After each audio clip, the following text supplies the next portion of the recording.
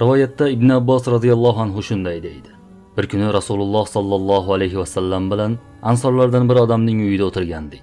Shunda bir ko'rimsiz kishi eshikni qoqib, "Biror hojatingiz bormi? Kirishimga izn berasizlarmi?" dedi.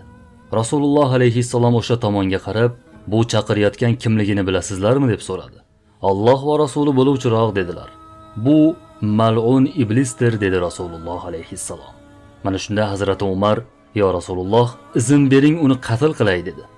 Payg'ambar alayhissalom, "Tek qo'yay Umar. Axir unga ma'lum kungacha muhlat berilgan. Sen unga zarar yetkaza olmaysan. U buyurilgan holda keldi. Unga eshikni ochinglar" dedi. So'ng uning kirishiga izn berildi. Eshikdan kirayotgan odam suratidagi iblis juda xunuk edi. Bir ko'zi ko'r, tishlari cho'chqaning tishidek tashqari yirg'ib chiqqan, soqoli otning yungidek mayin va betartib o'sgan, lablari ho'kizning lablariga o'xshardi. U eshikdan kirib,